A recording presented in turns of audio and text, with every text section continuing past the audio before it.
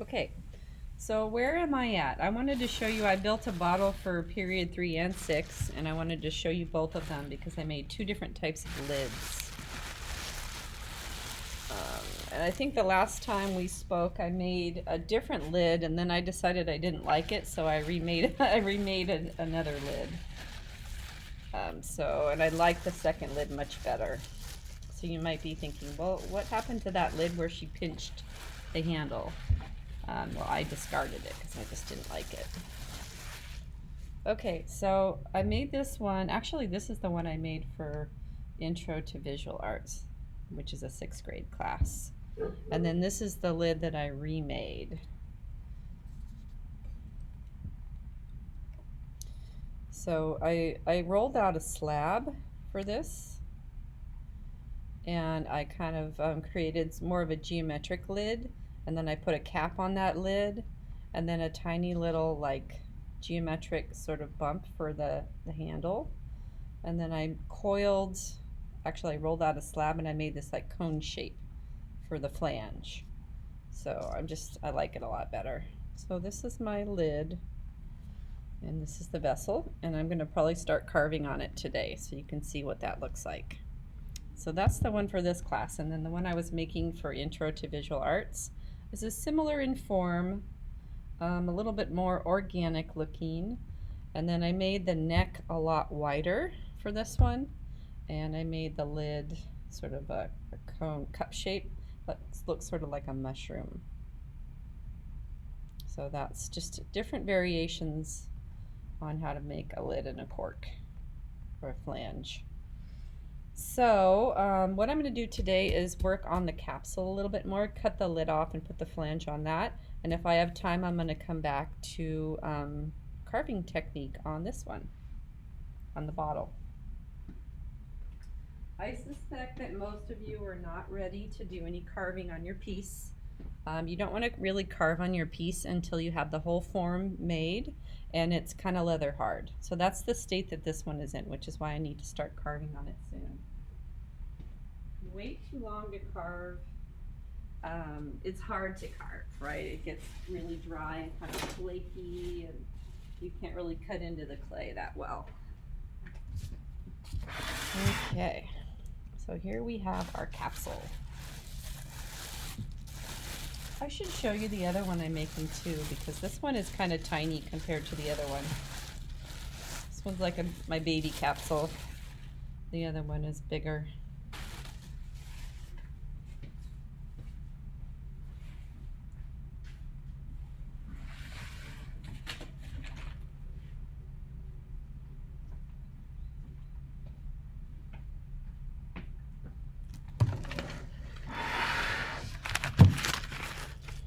Okay, this one has a lid cut out already, and I also added to the lid, so it'll be fun to show it to you.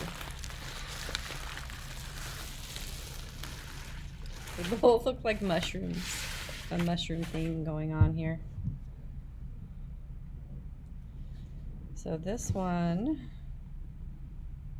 has a little flange that kind of sits on the edge here, and I cleaned up the inside. And I didn't like the way the seam looked on the vessel.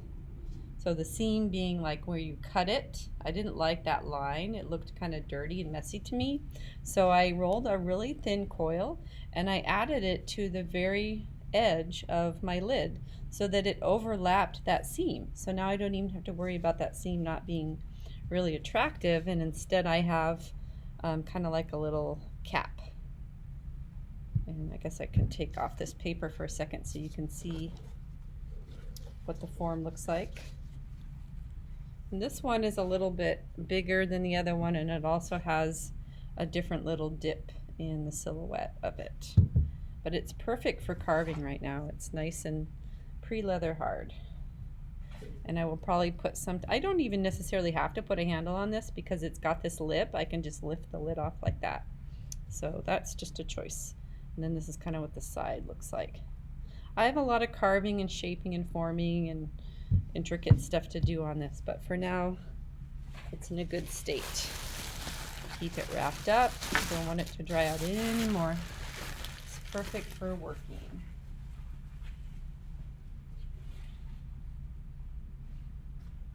Okay, so what we're doing now on this one is that we have measured up and we've decided where we're going to cut this lid off.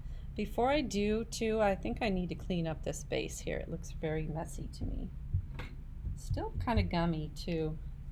We'll see when I cut it off if it's really ready for me to put a flange on it. So I'm going to go around and clean this part up just a bit with my rib tool.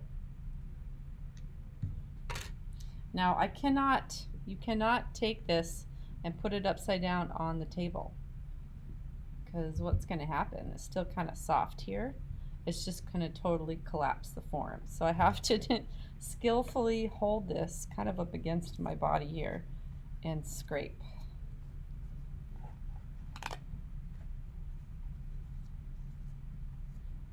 It's still pretty wet. You can see as it comes off here that it's a little bit gummy.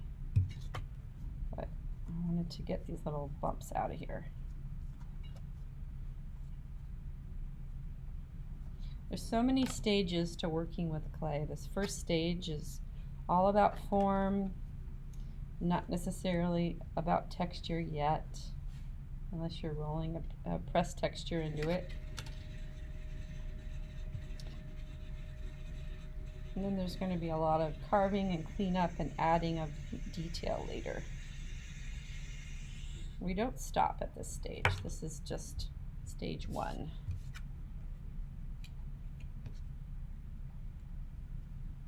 You know, throwing is a little different too, because there's stages, but there's less stages. Like you just throw your vessel and then you manipulate it a little bit when it's off of the wheel. If you want a form that's not perfectly symmetrical, you might paddle it a little bit, or, you know, push your finger into the side or give it some character. And then you trim the foot. You can do it by hand or on the wheel, and then you add the handle, and that's it. But with these sculptural coiled forms, there's a lot more to cleaning your vessel up and giving it the form that you want to give it.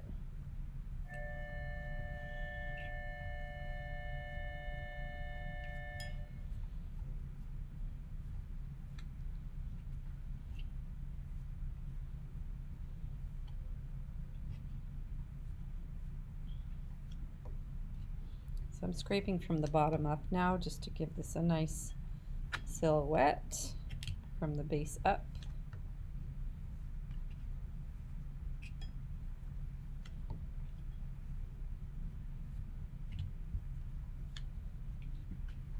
Okay, ready to cut this lid off. I'm going to take a sharp tool. You guys could use maybe a butter knife. I've already made this measurement, so all I have to do is stick that sharp tool in the side, and you would have to rotate your board here if you didn't have a Lazy Susan, or just walk around your piece or turn it, do it a little slower than I'm doing it.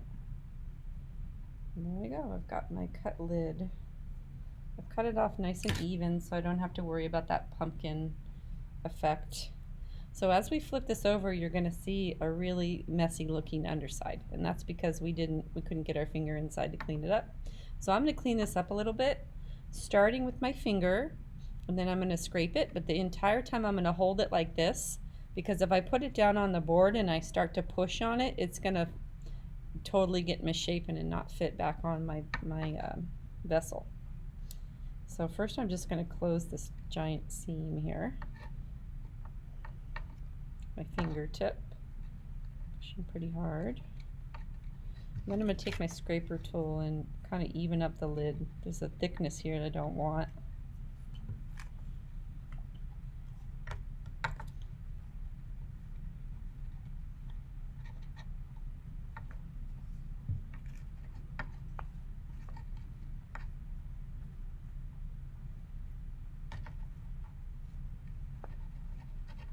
So when you guys come back into the classroom, I had to really think through this, because with ceramics, and you know, if you've been in my class before with clay, when you need my help, I will just come right up to you and work on your piece a little bit. It's usually how I help you.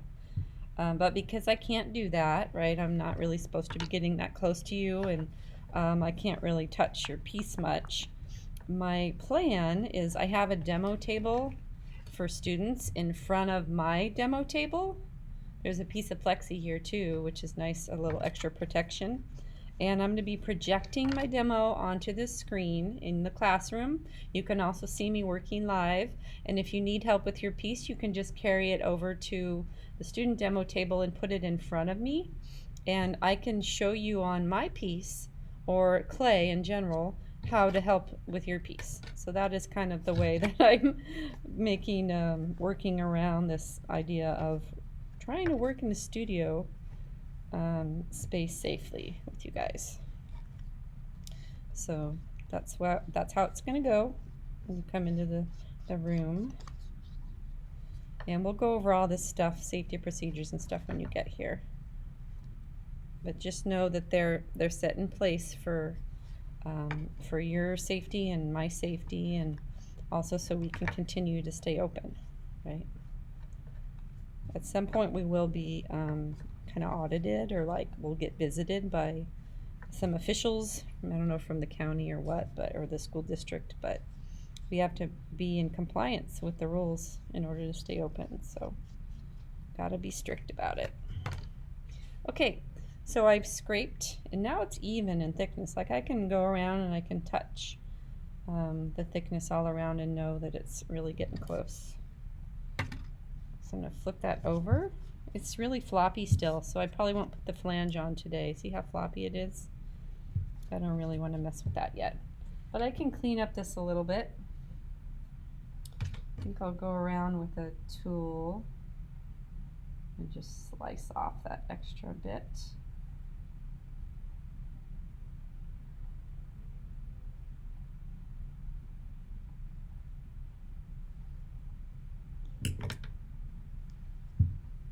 And I probably will spend a little time on this part too, making this cleaned up. Trying my best not to mess with the size of the rim too much, because if I make it bigger, then my lid's not going to fit back on there. It's still pretty wet. In fact, I might even have to show you guys next class how to do the next steps on this, because it's a little too wet. Might do a little paddling too, but in order to paddle I need to put the lid back on, or it's gonna get totally warped.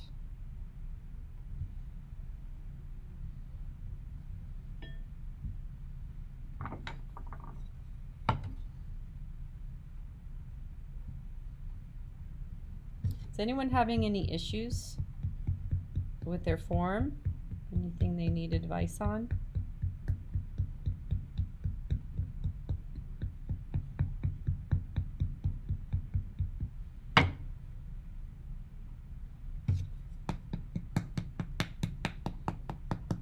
If you haven't tried paddling yet, you have to try it. It's essential for this project. We have boards in here that you can try to paddle with, but we don't have a full class set, so I think I have maybe like 5, 6 pieces of wood.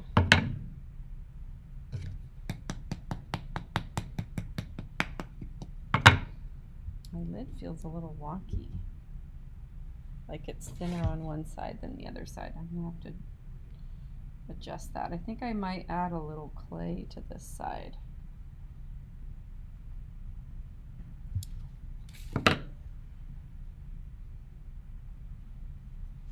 I wonder if I put a coil around this rim and then I made a new lid by just pressing it in. I could do that. Here, I'll show you. I think the first thing I'm going to do is make this completely even, and then I'm going to add another coil to it. So to make it even, this is thinner, so I'm going to have to make this side thinner.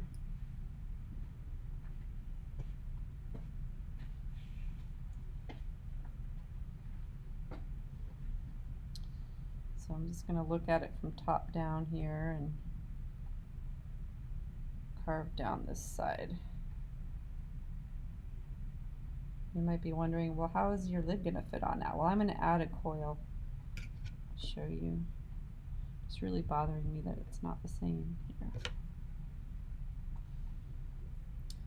I'm going to use a loop tool to clean up this underside.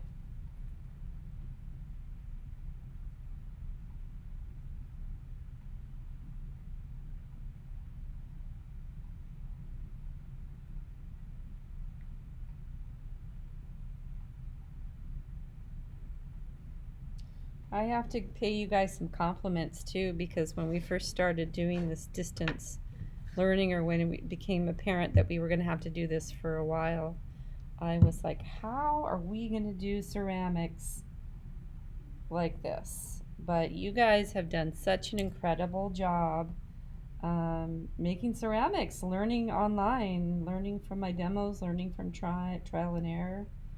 You guys have been incredible. So I commend you on that. I think we all got outside of our comfort zone this year. Let's see. Valeria, I would hold off on decorating your piece if you're out of clay and you haven't finished building it. Don't do any decorating yet. Remember how I was talking about stages? You can't really decorate your piece until it's leather hard and finished. So don't do that. Wait till you come into school. At this point, I'm not going to be passing out any more clay unless you're a distance learner, because you're coming to school next week. So when you come to school, I will give you more clay. And I don't have too much clay left, you guys. I literally passed out almost all of it. I think I have maybe 4 boxes left for the school year. So you got to use what you have. You got to bring it in.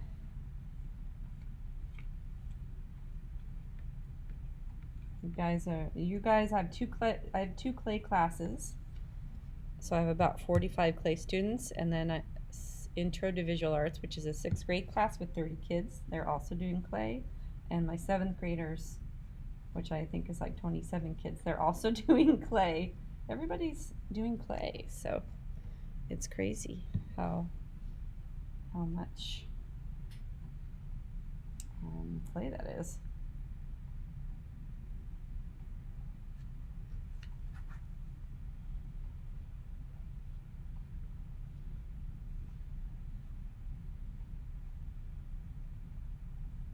Alright, so I like that I've evened that out now, but I have a sneaky feeling that this lid won't fit as well. Maybe it will. I don't know. We'll find out. The flange, actually, that fits even better. How did that happen? So, the silhouette of this is kind of fun. It kind of goes out and then in and then up. If I wanted to put a lip on this lid, it would make the seam look nicer. But if I did that, I think I'd make the lip very, very tiny, just enough to cover the seam and maybe go straight up. I'm trying to avoid the mushroom shape at this point. So I'm going to work on that now. And then I really do need to let this dry a bit before I continue to work on it, because it's just too squishy.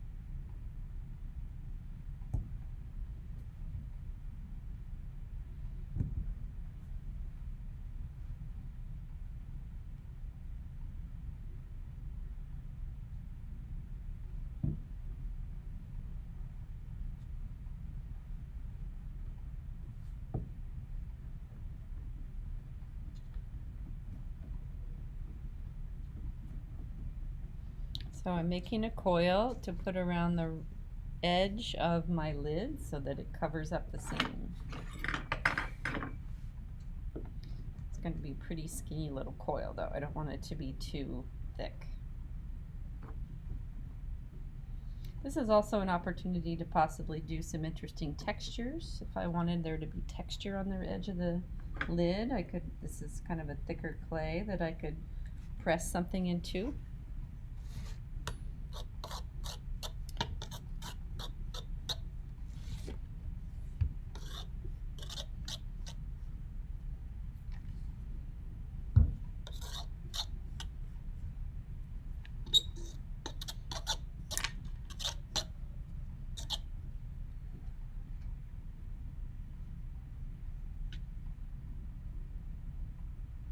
You know what else I miss about being in the studio in person is listening to music while we work. I can't really do that on the Zoom because it kind of hides my tutorial, but when we're all just in the studio, where you guys probably listen to music at home while you're working, that's good, but I haven't been able to do that as a teacher because I always have to be present for the Zoom. Ooh, I need that to be a little thinner. So it'll be nice to get back to that. I realize that I'll be present obviously for the students that are at home, but you guys are going to be working on separate things. So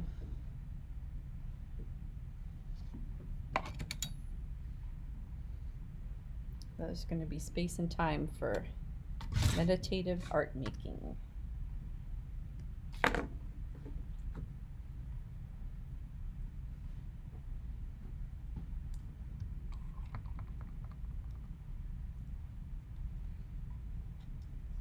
Oh, now I made it way too long. Oh, it's thinner, so that's good. I'm going to score these ends.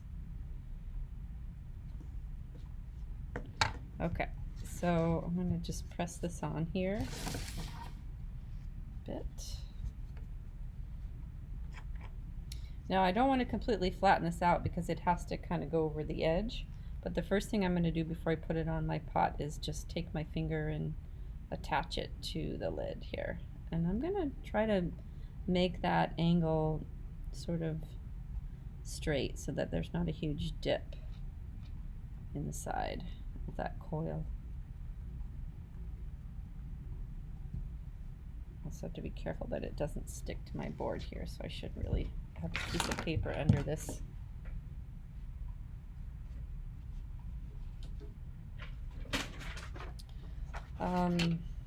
This is just a good opportunity right now for me to be sharing with you too. The culture of our studio space is going to be much different than it was before. So, you know, I know you guys are used to being in here and kind of roaming around and getting your tools and hanging out at each other's desks, and you know, clay is a very social art form, and of course we can still be social.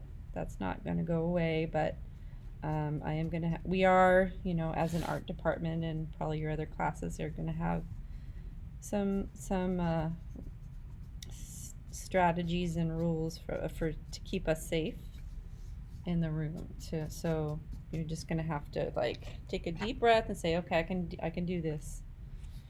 We're not going to be able to roam around, hang out at each other's desks, get up and go to the sink whenever we want to. All that stuff is going to have to be edited this year.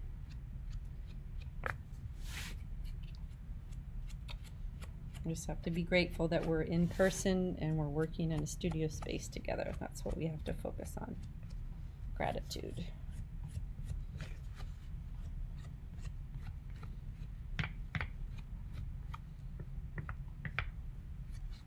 Okay, so scraper tool to the rescue once again here. And then I do want to flip this over, and I don't want to leave it like this. These are the details that I want you, as you advance in your clay career, to care about. You know, when I flip this over, I would never leave this like this. It's just not finished. looking. It looks messy. Unless this is intentional and you're going for these types of details, which I have seen in ceramics, but I know that that person has spent years and years working on clay and that they're choosing to leave that seam there for a reason. You guys are new to clay, and so if I see that seam there, I'm going to assume that you just didn't clean it up, finish it off. So unless you can make a case for that being part of your design, I want to see these things. These attention to detail is super important as you advance in ceramics. For several reasons. First one being, well, if I left that seam open, I didn't really attach, it could crack. Second reason being you're trying to make it look nice. Finished, skilled. That you're advancing and improving on your technique. You have a handle on the clay, all those reasons.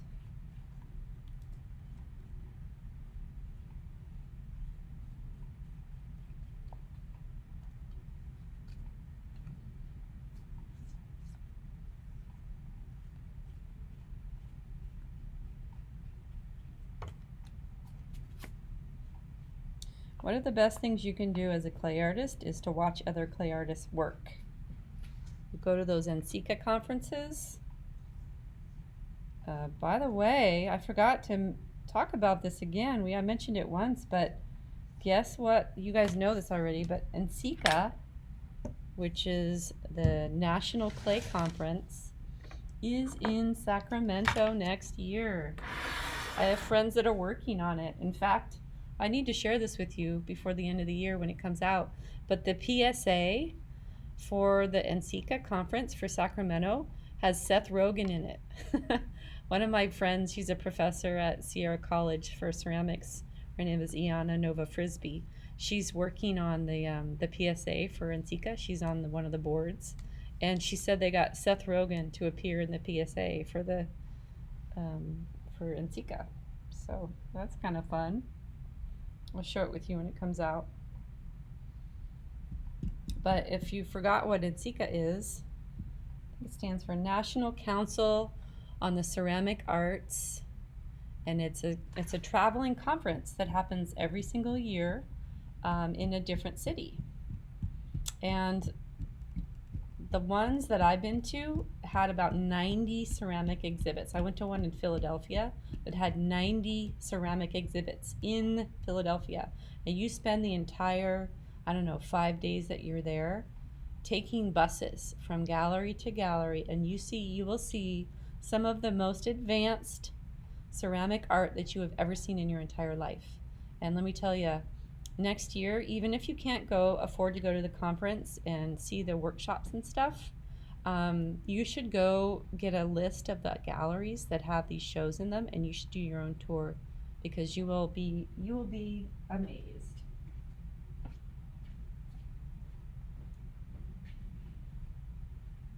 There's just ceramics from all over the world at this conference. And then if you go to the conference itself, I think it's like $200-300 for the whole conference, but it gives you an access pass to all of the workshops. So you would go, and sometimes there's hundreds of people in these workshops. You go into like a big conference hall, and the ceramic artist is up on the stage with their mic projecting on the screen and making something and talking about how they make it in their process. And then there's smaller workshops where you go and there's like 50 people in maybe the studio of a college, and you watch them working on their piece there. And these workshops go on all for like 4 or 5 days. Lots of famous clay artists. So you'd see, like, maybe if you just absolutely love, I'm trying to think of a person that is Susan Biner's work, and you want to see Susan Biner work, and you see that she's on the list of workshops, and you go and you watch her work in person. Anyways, there's lectures, keynote speakers, stuff like that too. It's a good old time. And you'll see lots of hippie clay people walking around Sacramento for 5 days. It's kind of like a cosplay thing, but for ceramic artists. You're like, oh, I know they're clay artists. You just spot them. You'll just know. It's pretty funny. Okay, so now I have this little ridge on the lid, and see, it's already sticking. So you have to put a paper towel in between, or it's just going to stick. I'm going to put the flange on later because it's just really too soon. You have to respect the process here. It's not, if it's too wet, it's too wet. I have to dry it a little bit. I'll probably let it sit out for about 20 minutes here. And then maybe I'll do a little carving on the bottle for the end of class here. And so I can't wait to see your pieces in person next week. No more whips, you guys. No more whips, because I can just see your piece in person. What? That's so exciting.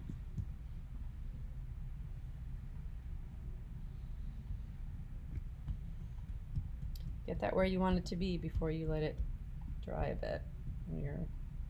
It's going to dry weird if you don't. Okay, so I'm going to set this aside for now, and I'm going to pull my bottle form over and start sketching out how I'm going to carve on it and talk about carving tools.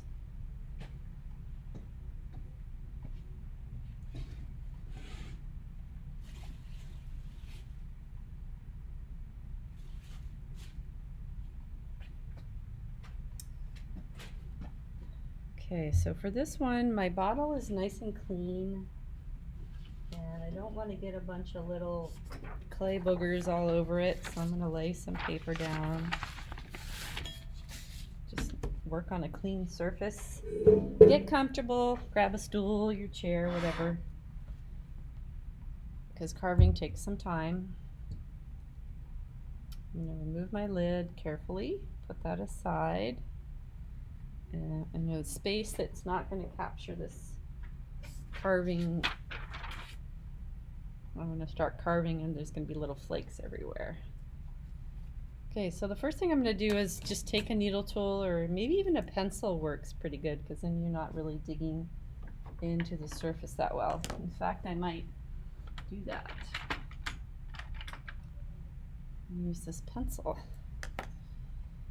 And then this is why I want you to bring your drawings in, because you're going to reach a point where you're like, what do I put on the surface of this bottle? This is my design for the capsule, but I might do the same thing for the bottle. So I could put some political stuff on there. I do want you to have some carved surfaces and some painted surfaces. And for this one, I've decided to paint here, here, and down the middle, and up here like on the shoulders and down the middle. And then these side sections I was gonna carve. So now I have to decide. I think I had talked about there being kind of a message of love that I wanted to send, just like a generic kind of like, I love you, even though I don't know who's receiving this. Just like, you are loved. That's a good way to put it. You are loved. So I need to figure out, what is my imagery? You are loved. I have a tendency to like to use animals in cute little ways to represent human emotions. And I'm kind of improvising here, but I'm kind of staring at this lobster, wondering how I can put two cute lobsters on my piece that love each other in some way. Maybe I could make the claws a heart.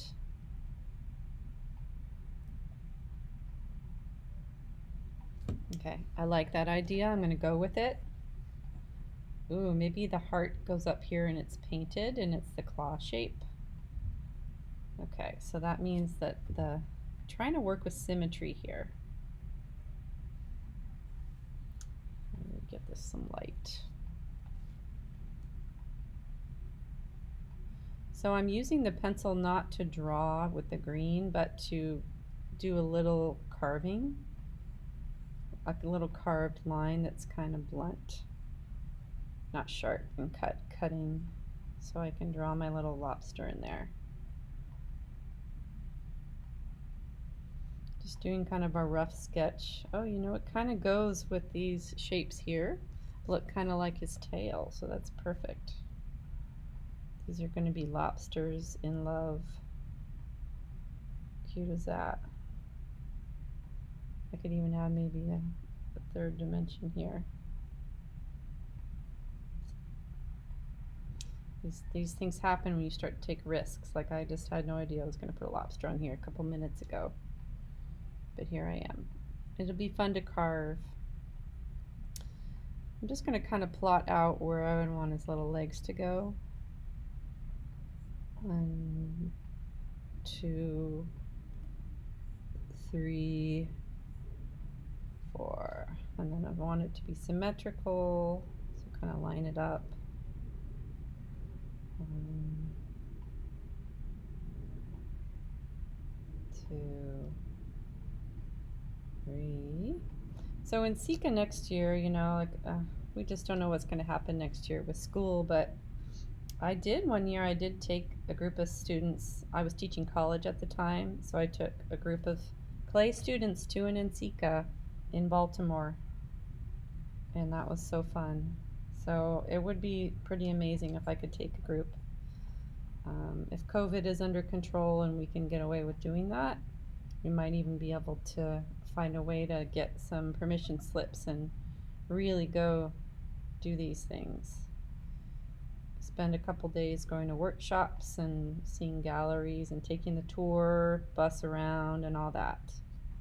That would be the best educational experience I could ever ask for you guys as high school students, is to see an NSECA. It was a year or two where there's a clay conference in Davis every year too, and one year we went to that for a day. We went around and saw galleries and saw a couple workshops, and we went to the exhibitions at the Natsulis. That was really fun. Okay, so I got my little lobster. It's kind of hard to see here, but there he is. No, that's not carved. That's just sketched on there. That's it. I think I might have their claws painted and maybe the 2 hearts like possibly touching here. So let's draw that in there.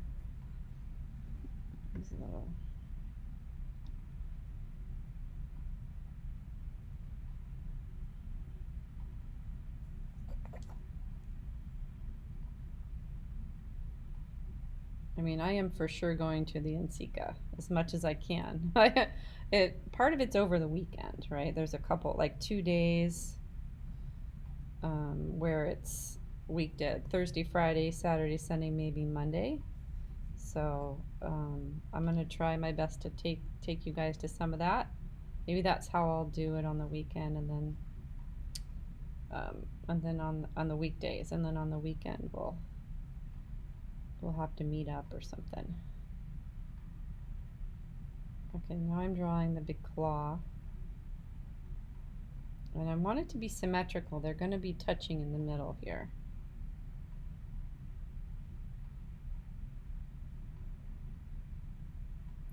This part could be carved and painted.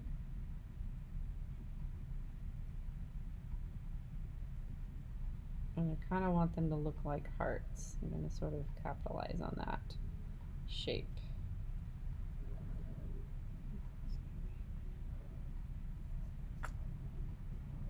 So as I'm drawing and I don't like a line, I can just erase by smoothing it out.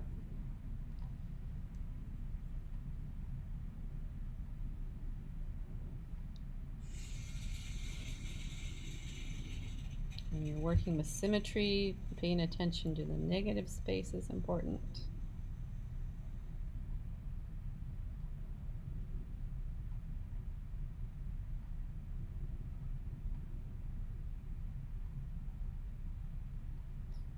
Yeah, so there's probably going to be, I'm guessing there'll be workshops for NSECA at Sac State, some of the junior colleges like maybe Sac City, Sierra College,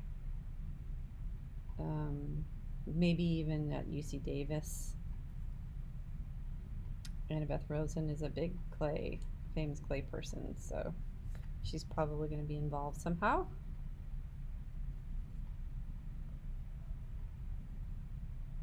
She's the clay professor at UC Davis.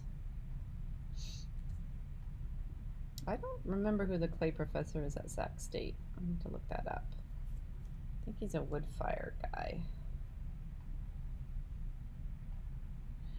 Is Zoe here?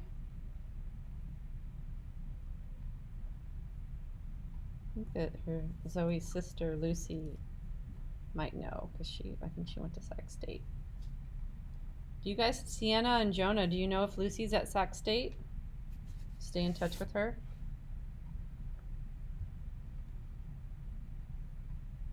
No one's listening to me. Sienna, are you there? Jonah?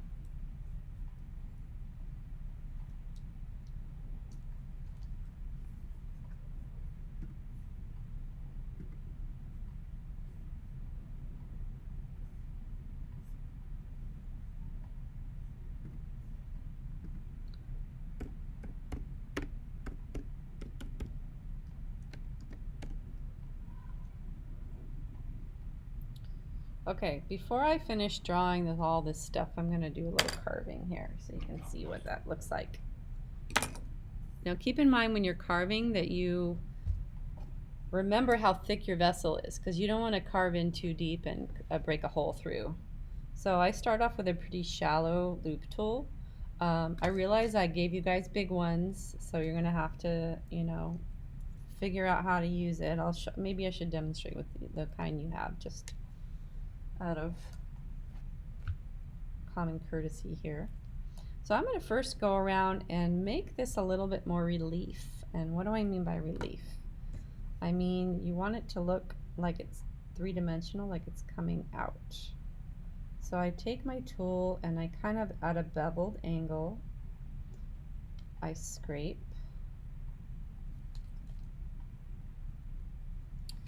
Go turn the light on.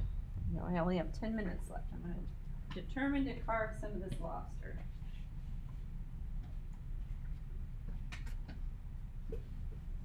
You guys will be experts at listening to long demos for NCECA.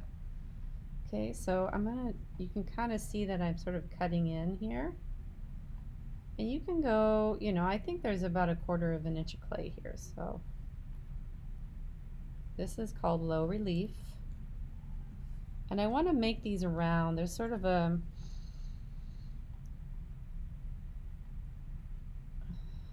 stages to this, of course, because it's clay. But I don't want to just see a line. I want the background to recede a little bit, and I want the lobster to pop out. So that means I have to kind of scrape back the area around the lobster to kind of carve that down.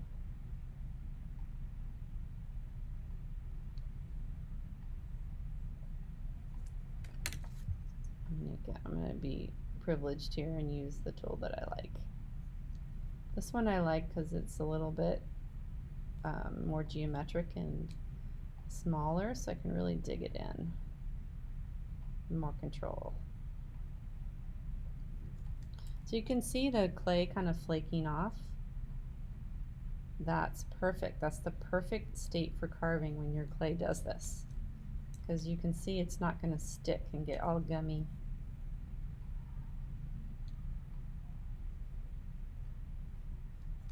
So now you can see the difference between this side and this side. This is just a line. This is a relief carve. And I can also still add clay to this if I wanted to make those little eyeballs three-dimensional, or that little nose. I could do that.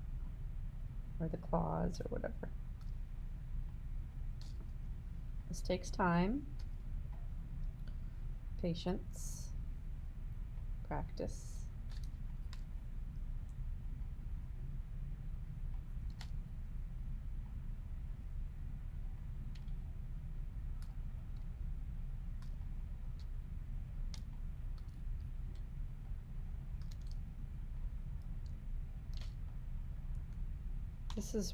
Clay is really one of the only three-dimensional art forms where you can do this kind of carving so freely. I mean, you could carve on wood, but it's a lot harder. You got to be strong, you got to use knives, and you got to really dig it out. But clay is just, this is so easy to just scrape it off and sculpt it with your little tool. It's so satisfying. All right, I'm going to go to the shell, has some dimension, right? Just a little bit. So I'm going to dig in here all the way to the tip there.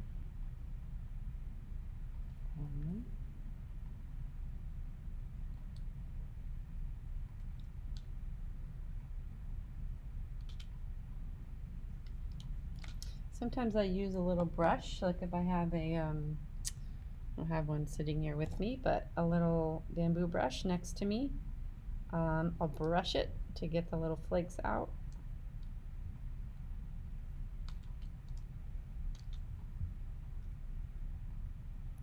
In a sense, I kind of have to redraw because I carved away my lines, but at least I have a guide. All right, guys, it's 11:30. It's time to post your whip. So go ahead and wash your hands, take your picture, do your post, and come back and wrap your piece up, unless you're going to dry it out a bit, but babysit it and wrap those pieces up real tight. Maybe hydrate them a little bit today because you're going to bring them into school on Monday or Thursday, and we're not really going to have time to like rehydrate them. So you're not going to touch these pieces again for another week. So you got to really make sure they're not going to dry out, okay? All right, I'm going to also push pause and do my photos. Do I have any questions?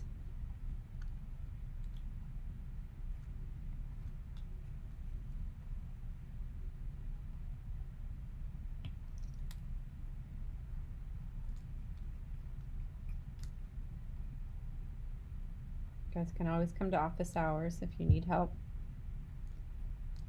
individual help.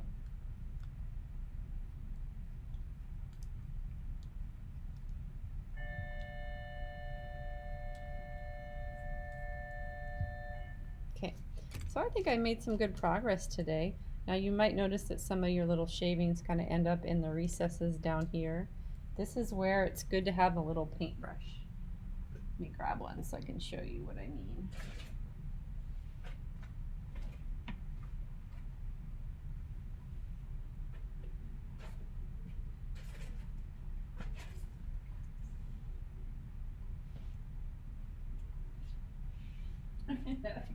I think I hid all my art supplies from myself here.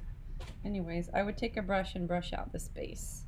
So you can, if you were here, you could kind of feel it. You know, it's very three-dimensional looking so far. And you can even start to see it in your silhouette that it's changing. So that's how you're going to proceed with the carving part. But you do not do that step until you're done sculpting and smoothing and getting all the whole thing leather hard. So how do I wrap this up? How do I finish this off for today? First thing I'm going to do is take a photo of it, the lid on. And then I'm going to probably hydrate it because if I don't see this for another week, I really don't want it to dry out. So I've got to take care of it.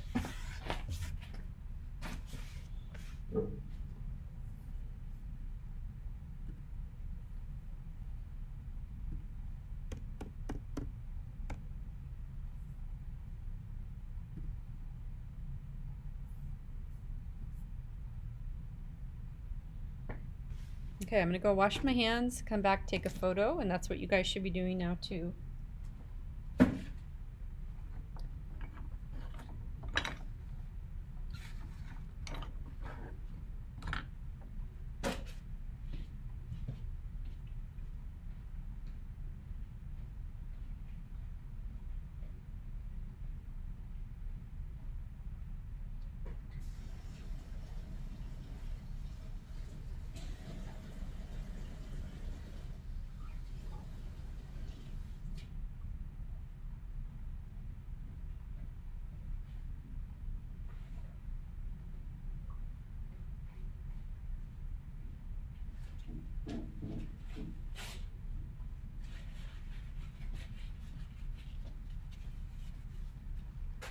Christina, are you there? I have something to tell you.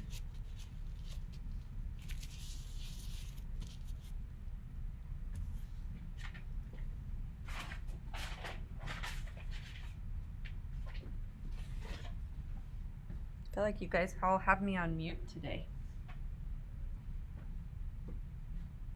Anyone there?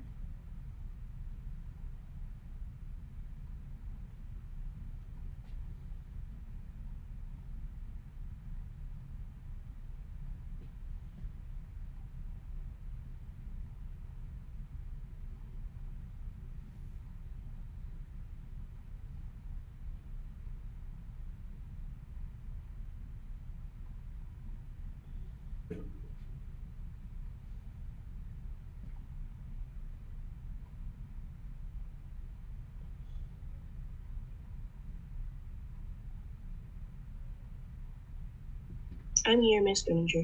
Thank you. I appreciate that.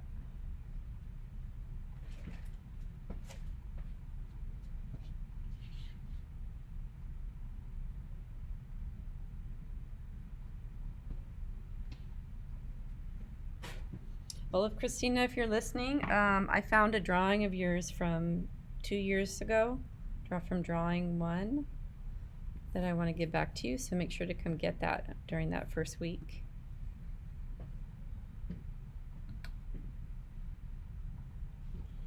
All right, there's a minute left. Make sure your whips are posted. And revisit what you're bringing on Sunday night. Pack it up, get it ready to go so you have it with you on Monday or Thursday. Or Thursday, not and.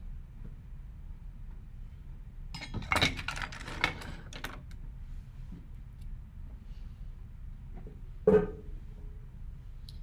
I'm going to wrap this up. Make sure to put paper towel in between so it doesn't stick as it's drying. And I'm going to literally put water on this because it's getting pretty dry. All right, you guys, have a great one. I will see you on Monday or Thursday.